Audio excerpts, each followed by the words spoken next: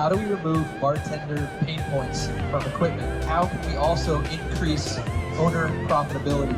Profit comes from the bar. It's the engine that drives the business. Not making bartenders walk around, because if you've ever been in a bar and had to wait for a drink, or you couldn't get the bartender's attention, or they weren't nice to you, or they didn't engage in a connected conversation, it's probably because they're doing this. And this is normal movement behind a bar as a bartender. This is very common, and it's absurd. Why did it take us 80 years to figure out that bartenders shouldn't walk through the kitchen, down a set of stairs, around a cooler to restock their station? Why haven't they had their restock like chefs do, cooks do, right by their station? And why do we make them share refrigeration behind them that when I open up the cooler door, blocks the workflow of the entire bar so nobody can get by while the bar back's stocking? These are the only refrigerated drawers for bars that are NSF rated for open food storage. Here's another really geeky example of this, but your tools. You give me 4 drinks and these 2 pieces are gonna end up like this, and this coil here is gonna come off, this slinky, and now I've got this tool ganglia. Every chef, everyone who has a set of tools at home has everything laid out perfectly or on pegs that you measure to make sure they fit perfectly. And yet bartenders have all their tools stuck in a little mason jar on the bar top. So variable depth, segmented tool caddy. This is the ethos, the thought process behind it. You see the curved design, I like to call it the Millennium Falcon. But we walk into this cockpit, and the biggest thing we were trying to solve for is any bar you've ever worked on, most bartending you're doing is like this. Hold that for 40 hours a week, okay? This is the pain of bartending we tried to solve. The way we do this is take the ice bin, push it in 3 inches, up 2. It's almost the same cubic volume as everyone else's, except we go from this to where we should have always been, right here. Now we're in here. We've got a higher front wall. It's more comfortable no matter how tall or short you are on your legs to lean into. It doesn't pinch the bottles. 27 liters in a 0-step radius.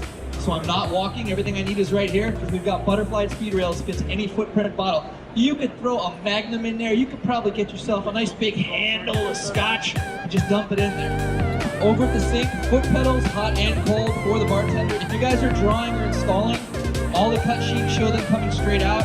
I like mine, pedals over here so I can be in the well, and just step on the gas and the drum kit. Just Neil Peart right here.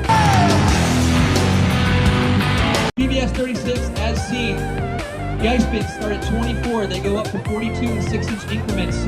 The sink comes with and without the variable tool caddy, variable depth tool caddy. It's got the beer rinser and the foot pedals, so you can get a 12 or an 18.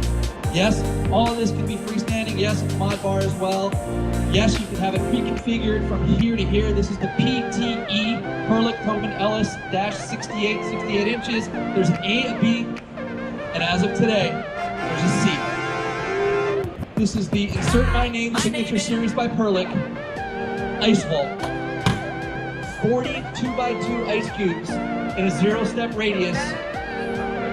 No defrosting, daily cycle, no hourly cycle. You're not losing the ice, it's not melting and clumping together. We've got a refrigerated bottle well.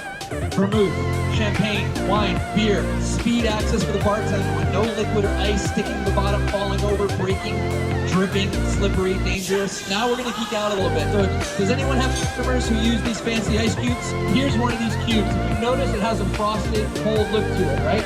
Do you know how much these cost? Do you know how much operators pay for these? $3 and $5, unless you've got a local provider, and if you're lucky and you buy in volume, you can get them down to $1. You're still paying maybe $1 for this. Good Lord, that's a lot of money. It has to temper. It has to come up to temperature, 28 to 33, 34 degrees. It'll turn clear, that's how you know it's tempered, and it's ready to go in the glass. Where do you temper the cubes? In the tempering chamber. It has a baffle that allows you to manually control it, fewer parts to go wrong, less service costs, so that the bartender can dial in exactly how they want to use it. You can leave this lid open, pretend you're in Milan, Italy, or anywhere else, Amalfi Coast, and now we've got Negronis and Manhattans and everything else. All our ingredients are Amari, our vermouths, bitters, Jaeger, all of it. It's cold, our juices, they're ready, there to go. It's a refrigerated jockey box.